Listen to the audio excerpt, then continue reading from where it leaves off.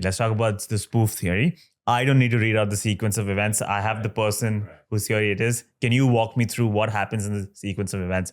12:42 a.m., the flight takes off. What happens in the spoof theory?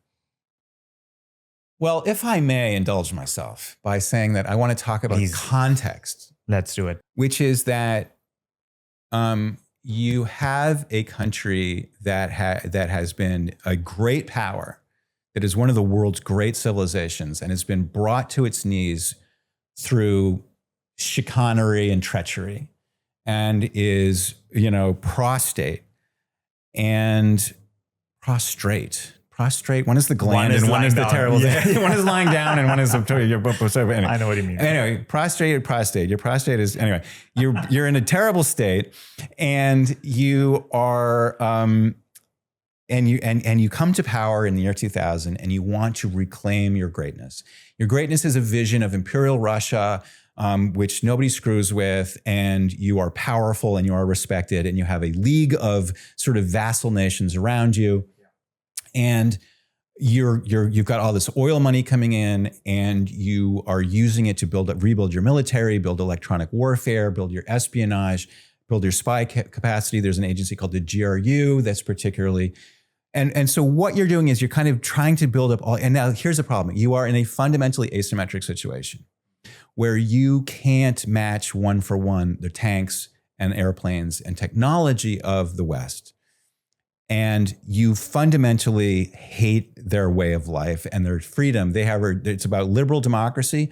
You have a model that is much more about organized crime and spies and like top-down power. This is a great Russian tradition of top-down, maybe feudalistic at best, but you're trying to spread a vision of how the world works. And so you essentially are vexed that these color revolutions are happening in what's called the near abroad. And basically you feel that the West is engaging in what you call hybrid warfare. They're trying to undermine you by misinformation and various kinds of unfair trade practices and so forth. And so they are doing things like trying to get Georgia and Ukraine and Belarus and countries like this to join the EU, to join NATO, to basically leave your team and go to their team. And you find that this is a red flag and you find it's awful. So you're trying to think of all the different ways that you can mess with them, but you can't do it. It has to be what they call gray zone. Like you can't actually shoot them, which is what you want to do, but you can't because they're stronger than you. So you have to come up with all these different ways to subvert, infiltrate, assassinate. And basically you take to your team, you take the smartest people, not the cannon fodder masses, but the smart ones, and you say, how can we screw with the West? What can we do? And just give me any ideas that you want. And some of them are like, you know what? Remember this thing, Air France 447 that happened? A plane it left an area of air traffic control, and it had several hours before it went to the next area of air traffic control. And nobody paid attention to it. So you had this time. So what we can do is essentially we can make a plane vanish like a magician's trick. We can make it vanish into thin air. And as this is, why would we do that? Because while this is happening, whatever else we're doing elsewhere in the world, their attention will be elsewhere. It's like it's like setting off a smoke bomb over here while you're raiding the Capitol or something, right? So they came up with this plan that they could make a plane. It's an elaborate magic trick that we can carry out, but we need to have a plane that meets all these criteria. It has to be a 777. It has to have an SDU that's made by Thales, not Rockwell. It has to have an Inmarsat subscription that it's at the lowest level. It has to, this flight needs to start around the equator, ideally in the middle of the night. And it has to be such that we're going to steal it. We're going to hijack it. It's going to come up to one of our allies. And the mirror image of this route has to be over open ocean where nobody can see it. Like there's no radars, no ships, and nothing. So they found a plane that matched all these criteria, and they had to build from scratch the electronic equipment, which was easy for them to do because they have one of the world's most advanced electronic warfare and cyber security industries. Mm-hmm. They got these guys on board the plane. They waited until the plane was on its cruise phase. And one of the guys This is like my little scenario I paint. I'm not saying I have any reason to think this is true, but this is my little story. Two guys from the back come up and they go, we want to sit in first class. And all the stewardesses are like, yeah, but you can't, you don't have a ticket. No, we want to, we deserve to. No. So now all the stewards and stewardesses are like fighting with these two people. Another guy who's sitting in first class, goes up towards the toilet, sees nobody's around, flips up the carpet, opens the hatch, goes down inside, plugs his electronic box into the Air Inc. 629 bus. Now he has control of the communications and of the flight controls. He waits until the plane hits a gari. He hits go on the button, and he now has control of the plane. He just depressurizes the cockpit. He's actually an expert diver, so he like puts on a mask and he like is able to breathe air. And he seizes control of the plane, does a hard 180, flies up the Malacca Straits, and by this point, everyone's incapacitated, including the pilots. And he basically takes over the plane. And here's an interesting thing that a lot of people don't know. The plane disappeared from radar, and then it turned to the northwest. It didn't turn towards the south. We can see it on radar turning on a heading towards Central Asia. If it continues flying on that heading, which in a way that matches the Inmarsat data that hasn't been spoofed, it then lands in Kazakhstan. It winds up in an area near where Russia has actually several secret bases. So that's basically the spoof theory. And when I was starting to think about this back in June of 2014, there was a couple of predictions that this made. And a good theory has a prediction, right? Mm-hmm. One of the ideas was that it's not going to be found on the seabed. And so when there were pingers starting to go off, I went on CNN and I said those pingers aren't from MH370. Now, there was another reason to suspect that they weren't. The frequency was a little bit off. Yeah. But the bigger implication of this spoof theory is that the plane would not be found on the southern seabed. Now, at this point, my confidence in this theory was not very good.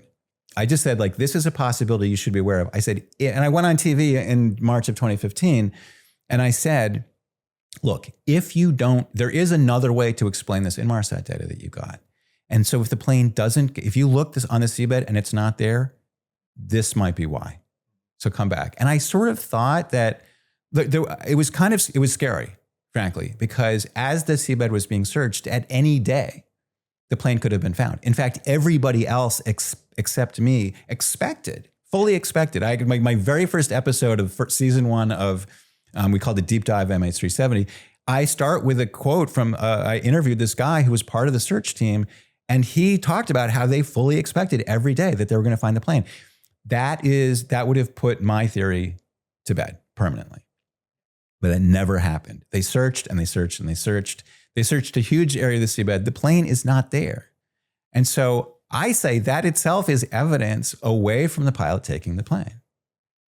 And it's evidence and again, something that the world is a different place from where it was in 2014. We now know that, yes, Russia did, starting around that time, did launch an aggressive hybrid gray zone war against the West to try to undermine Western democracies.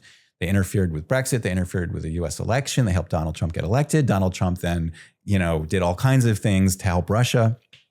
And assassinations, the gamut. They're now openly engaged in a aggressive campaign of sabotage in Europe. They've, of course, fully invaded Ukraine, and they've had casualties of now 600,000 plus. I mean, it's a massive, massive disaster. And I'll tell you, when I first started to formulate this idea, I felt a great sense of urgency, because even though it was scary to come out with an idea that everyone else thought was ridiculous, frankly, there were stakes. The idea that somebody had carried out an attack against the West that was so clever, so sophisticated, that not only could we not figure it out, but even if someone tried to lay it out for the authorities were just categorically unable to grasp what I was talking about. We were completely outclassed and outmaneuvered by an enemy that was so ruthless and so much smarter than us. And I was like, I have to somehow warn people, because my great fear, as I said, I predicted that the implication of this theory is that the plane wasn't on the southern seabed. Another implication of this theory is that Russia was about to launch a very destructive gray zone war against the West. That happened. I failed. My sense of urgency to prevent something bad happened turned out to be exactly my worst fears. And so, here it is. It's 11 years later. All these bad things have already happened. The sense of urgency is somewhat is dispelled, actually, because all the bad things I worried about actually happened. And this is the world that we live in now. But I still want to say, at least in retrospect, world, can you please try to understand what happened to this mystery? Because you and I were talking earlier, if we solve MH370, we haven't solved the larger problem that MH370 is just an instance of, which is the inability to understand what the hell is going on. We have the tools, but we're not using them to understand the world so that we can make it not be terrible. We want to control our circumstances. We can only do that if we understand how the world works. And if things happen and we're just like, I don't know. And this has happened again and again. This is the spoof theory. In interest of fairness, I have to bring up the open questions with this theory, like we did for the other theories. And I want to hear from the horse's mouth itself why this would not work well. Okay. One of the reasons, I guess, people didn't agree with you, and you're going to hate me for this. Okay. But there is a tendency in this country to blame everything on the Russians, right? Let me expand on this point. Yeah. Sure. Something surprising happens with the election, Russian interference. There's a surprising war in the Middle East, Russian involvement. And later it is proved to be true, but there is an anti-Russian rhetoric in this country. And this theory definitely falls in that category. Yeah, I mean, people have an anti-alligator bias in Florida. They're like, don't go into the water, you'll get bitten by an alligator. And people do keep getting on the water and getting bitten by alligators. A part of the persistence for the anti-alligator bias is the fact that people keep getting eaten by alligators. I think that there is an anti-Russian bias, but it is well-founded. Okay.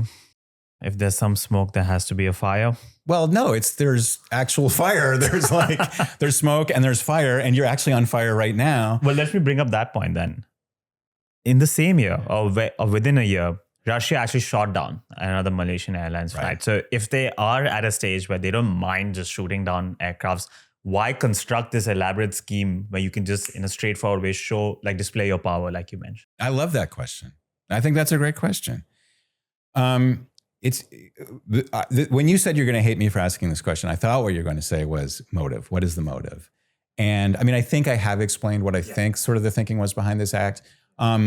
But ultimately, as we talked about with Zahari, you can't get into someone's mind. You don't really know what they're going.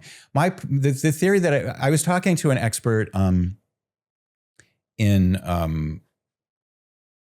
espionage recently, and he was actually talking about how Putin and Russia were developing their capabilities post year 2000. And what was interesting to me that he said that I hadn't really heard before, which is that as soon as he developed these capabilities, he used them.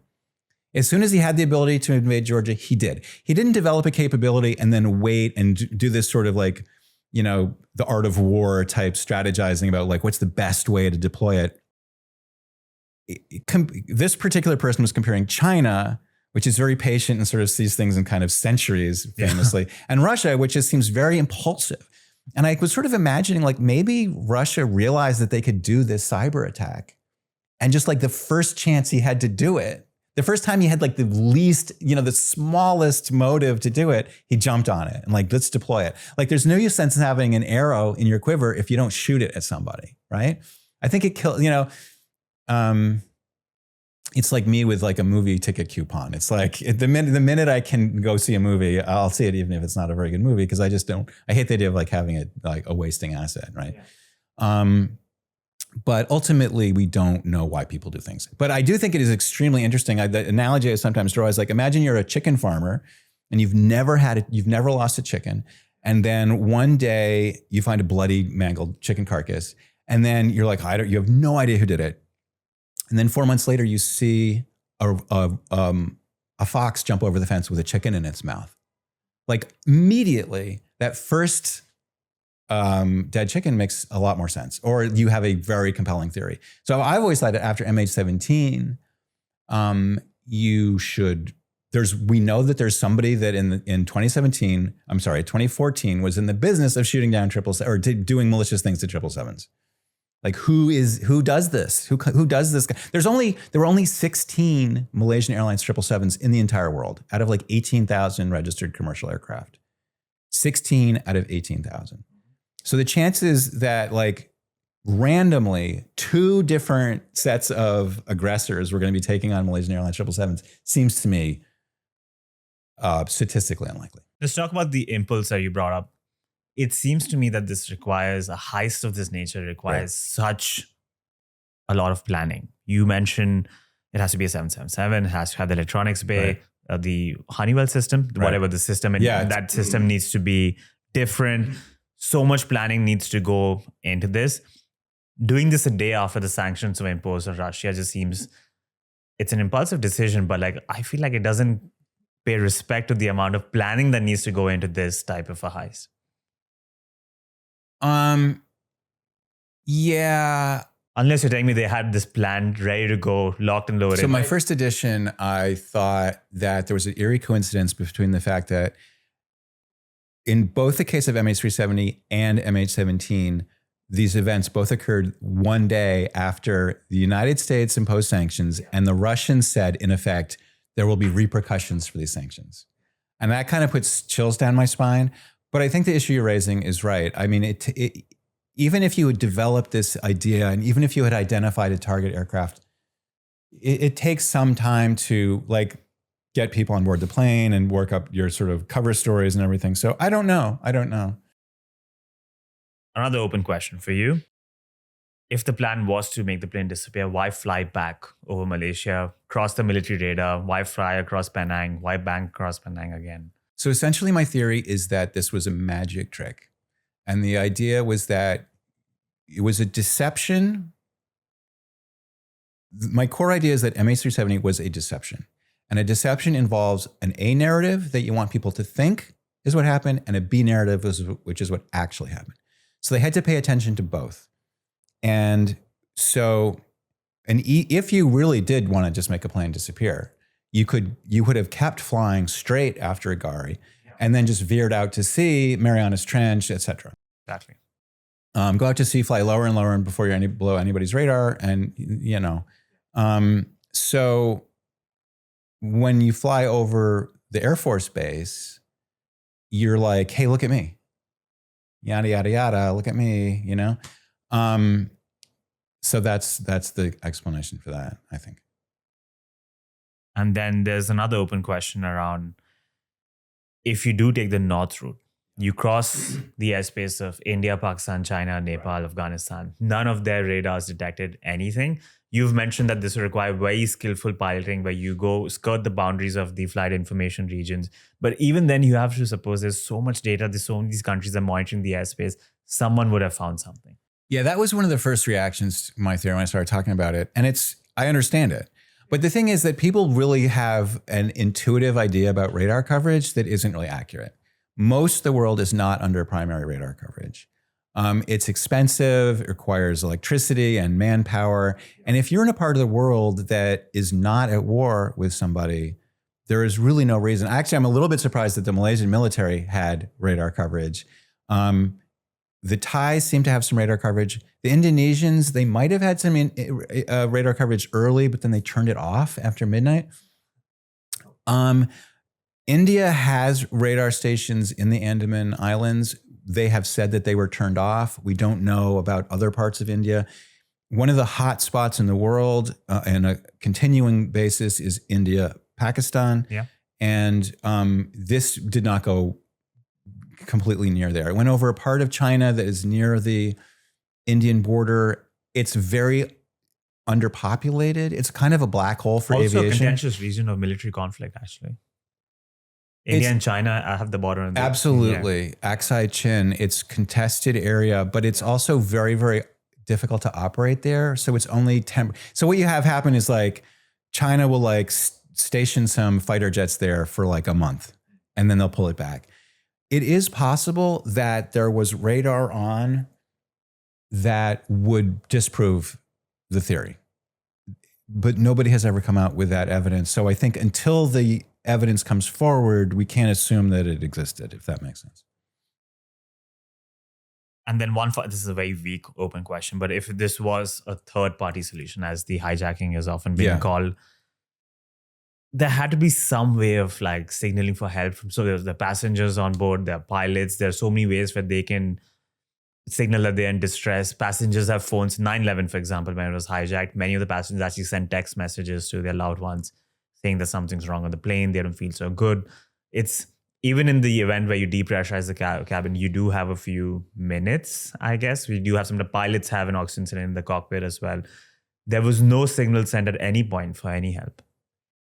Again, I think this is an area where people assume that something is possible, more possible than it really is. I mean, one of the really intriguing data points about this case is that as the plane was flying probably around 35,000 feet over Penang, there was a connection between the co-pilot's cell phone and a cell tower on Penang. A lot of people are like surprised by that because it isn't socially possible. I think that in the case of 9/11, maybe the plane was lower. I don't really know the details on that. I'm not an expert in cell phone connection technology, but I think if you incapacitated people at altitude and you weren't so near a cell phone tower, it's an interesting point, actually. It is an interesting point. By the way, I mean, if you were carrying out this attack and you wanted to be really sure that that didn't happen, there are like local cell phone jammers that you can use that would sort of make it completely impossible. Yeah. So that might be. I think this is one of these areas where like, yeah, that could be something, but. For those interested, there are many other crazy notions. And I just wanted to name some of those crazy notions. There are some that involve U.S. involvement, the United States shooting it down the South China Sea. There's the Diego Garcia military base. There's the Australian Butterworth military base and Australia's heavy involvement in the search as well when they were trying. No good deed goes unpunished, right? So if you look for the plane, you're probably at fault. There are also theories that involve UFOs, aliens, black holes, wormholes, some of my favorite ones. Well, no, I mean, I think you might as well all put them in the same basket because I think they all have about the same amount of evidence. Okay. We rated all the other theories. How much would you rate your own? I mean, yeah, of course I'm biased, but I think that I don't know, 8. Here's the thing. We have to, I'm not really here to try to convince people that it's right. I really want to convince people that they should take it seriously. And I think the environment has changed a lot since 2014 in that, I mentioned earlier, we know that Russia has been engaged in a wide-ranging gray zone war where they're carrying out all kinds of nefarious activity. We know that. What also has changed is that we now know that the civil aviation sector is wide open to cyber attack. The Iranians commandeered a U.S. drone in 2011 and were able to use GPS spoofing to bring it down and capture it and actually reverse engineer the technology and make their own drones. Yeah. Major defeat for the United States. We have seen cases where Russia is using GPS spoofing to divert planes off course without their flight crew realizing it until they do realize it. None of these have resulted in tragedy yet, as we know it. But I want people to take seriously the idea that cyber security is a real and valid issue for airplanes, civil aviation, and we need to take it seriously. Things are starting to be done. It's an interesting fact that in the aftermath of MH370, the FAA commissioned a report from a Washington think tank to assess the cyber vulnerability of the U.S. civil aviation fleet. That report came back in August of 2014 and said that there was like a huge number of vulnerabilities. And so I'm working on an article for Vanity Fair right now that's about all of the different ways that these cybersecurity vulnerabilities exist and that have been taken advantage of so far. But there's a lot of ways that a bad actor who is, as I said, aggressive, sophisticated, and ruthless can cause a lot of harm and a lot of disruption. I posited that we know that whoever took MH370 was sophisticated, aggressive, and ruthless. We know that there was an actor at that time who had intent to do us harm, that was aggressive, ruthless, and the other thing that I said. So we have to, it's like your house is on fire. It's not like where there's smoke, there's fire. There's fire. We know there's fire. We should really act like it. So you gave an 8 out of 10 to your own theory. If you keep your own theory aside, what would be the next most plausible one? It would be the pilot. The one that you gave 1 out of 10. So that's the gulf. That's the gulf between the next. I've often imagined that Ocean Infinity says we're going to restart the search, and then they find it. And then I'm going to be like, okay, what the hell? Because there's all these problems that you would have to resolve with the theory. Like, what will the explanation turn out to be? Something actually, there is a narrative that of what actually occurred to this plane. And so, and as I said, it generated all this evidence that we have came from this actual event. And so how you map those two things, the actual event to the evidence that we have and know about, maybe some of the evidence we think we have is actually wrong. Maybe somebody really did get into Zahari's flight simulator and fake it or something. There's going to be surprises. That's inevitable. But I'm not here to say that there's not another possibility, but I do. The point I'm trying to make is that, to me, solving MH370 is less important than understanding the environment in which it occurred. So even if Zahari took the plane, the fact still remains that you have a very aggressive, dangerous actor who is doing us harm as we speak. And we are, I hesitate to say this because it's going to become obsolete very quickly. But as I'm speaking to you in August of 2024, we are facing the very real possibility that Donald Trump will become president again. He is an ally of Vladimir Putin, and essentially the war that I believe Putin launched against the West in 2014 will have been won by Putin. So this is not an imaginary thing. This is not an abstract thing. What I'm trying to tell you is that even if I'm completely wrong about who took the plane, there is enough about it that smells like aggressive Russian gray zone warfare that we really need to worry about this. And yes, Russian involvement in the 2016 election was not a hoax. The constant conservative and right-wing misinformation about that fact is itself a conspiracy, a real conspiracy. Conspiracies are real and they're being carried out.